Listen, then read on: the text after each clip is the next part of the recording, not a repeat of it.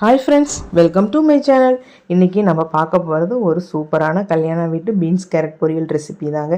நம்ம கண்டிப்பாக ஃபங்க்ஷன் பண்ணணும், ரைஸ் கூட கண்டிப்பாக இது பச்சை பருப்பு போட்டு காரம் இல்லாமல் அதே சமயம் நல்லா பச்சை பருப்புலாம் வெந்து சூப்பராக ஒரு காரம் கம்மியான நமக்கு ஒரு டேஸ்ட்டான பீன்ஸ் கேரட் பொரியல் வைப்பாங்க. அந்த ரெசிபி வாங்க எப்படி செய்யலாம்னு சொல்லிட்டு பார்க்கலாம். அதுக்கு முன்னாடி நம்ம யூனிக் ரங்கோலியன் குக்கிங் சேனலை இது வரைக்கும் சப்ஸ்கிரைப் பண்ணாதவங்க சப்ஸ்கிரைப் பண்ணிக்கோங்க. பக்கத்தில் இருக்க பெல் ஐக்கான் டச் பண்ணி ஆல்ரெடி நோட்டிஃபிகேஷன் கொடுக்கும்போது நான் கொடுக்குற வீடியோ உங்களுக்கு ஒன்றே வரும் ஃப்ரெண்ட்ஸ்.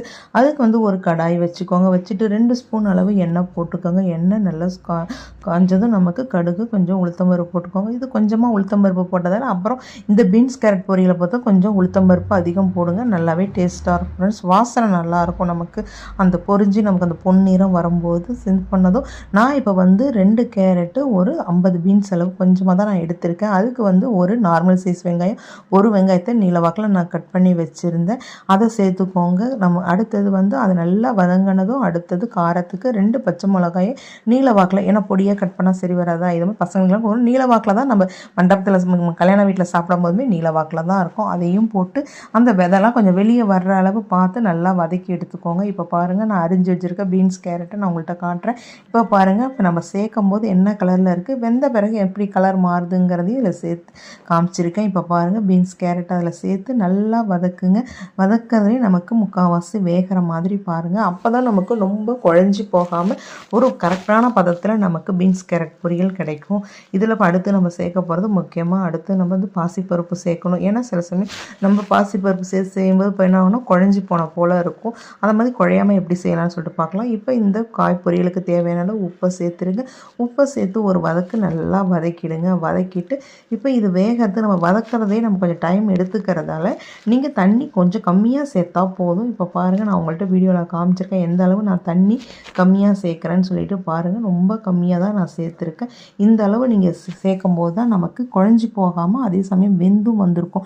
நம்ம வதங்கிறதுக்கு எவ்வளோ நேரம் கொடுக்குறோமோ அதை பொறுத்து தான் நமக்கு வேகிற உதவும். இப்போ பாருங்கள், நான் பச்சை பருப்பு சேர்க்குறேன். இந்த கேரட் பீன்ஸுக்கு நான் 2 ஸ்பூன் அளவு பாசிப்பருப்பு எடுத்திருக்கேன். எப்போ நான் சேர்க்குறேன்றதான் இதில் முக்கியமே. பாருங்கள், தண்ணி சேர்த்து கொஞ்சம் அந்த தண்ணி நம்ம அந்த பீன்ஸ் கேரட்டோட சேர்ந்து லைட்டாக ஒரு சூடு ஏறுது இல்லையா, அந்த சமயம் அந்த பாசிப்பருப்பை சேருங்க. அப்போ தான் நமக்கு குழஞ்சி போகாமல் நமக்கு பொலன்னு இருக்கும். அதே சமயம் வெந்து போயும் இருக்கும். நம்ம முன்னாடியே நம்ம சேர்த்துட்டோம்னா பாசிப்பருப்பு சீக்கிரம் வெந்துருச்சுன்னா குழஞ்ச போல் ஆகிடும் இல்லையா, அதை போல் இல்லாமல் இருக்கும். இப்போ பாருங்கள், எல்லாத்தையும் சேர்த்துட்டு அது அந்த பேன் ஒரு தட்டு போட்டு மூடி வச்சுருங்க. போட்டு இப்போ ஒரு கிளறி விடுங்க. நல்லா கொதித்து காய் இப்போ பாருங்கள் நமக்கு நல்லா வெந்து நம்ம சேர்க்கும் போது பீன்ஸ் கேரட் எப்படி இருந்து பொரியல் என்ன கலரில் இருந்துச்சு, இப்போ எப்படி இருக்குதுன்னு சொல்லிட்டு பாருங்கள் ஃப்ரெண்ட்ஸ். இப்போ பாருங்கள், கொஞ்சம் கொஞ்சமாக வேக ஆரம்பிச்சிருச்சா. இப்போ அடுப்பை கொஞ்சம் லோ ஃப்ளேமில் வச்சு அப்பப்போ எடுத்து நீங்கள் கிளறி விடுங்க. நமக்கு சூப்பராக வெந்து வந்துடும். இப்போ பாருங்கள், பீன்ஸ் கேரட் பொரியல் நல்லாவே நமக்கு வெந்து வந்துருச்சு.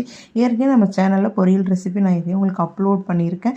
ஏற்கனவே நம்ம கதம்பக்காய் பொரியல் எப்படி செய்யலாம் அப்படிங்கிற வீடியோவும் நான் கொடுத்துருக்கேன் உங்களுக்கு. அதோட லிங்கை டிஸ்கிரிப்ஷனில் வைக்கிறேன். நீங்கள் மறக்காமல் அதையும் செக் பண்ணி பாருங்கள். ரொம்ப யூஸ்ஃபுல்லாக இருக்கும் உங்களுக்கு ஃப்ரெண்ட்ஸ். இப்போ பாருங்கள், பீன்ஸ் கேரட்லாம் நல்லாவே நமக்கு வெந்து வந்துருச்சான்னு சொல்லிட்டு பாருங்கள். இப்போ பாருங்கள், பாசிப்பருப்பு எடுத்து அழுத்தி பார்க்கும்போது நமக்கு வெந்தும் இருக்கும். அதே சமயம் நமக்கு லைட்டாக ஒரு அழுத்தம் கொடுத்த போல் இருக்கும். நமக்கு குழஞ்சி போகாமல் இருக்கும். இந்த பதம் வந்ததும் நம்ம அடுப்பை ஆஃப் பண்ணிட வேண்டியதான். இப்போ ஃபைனலாக நீங்கள் கொஞ்சமாக கருவேப்பிலையை போட்டு நீங்கள் அடுப்பை நல்லா அந்த சூட்லேயே ஒரு கிளறி நம்ம அடுப்பை ஆஃப் பண்ணிடலாம் ஃப்ரெண்ட்ஸ்.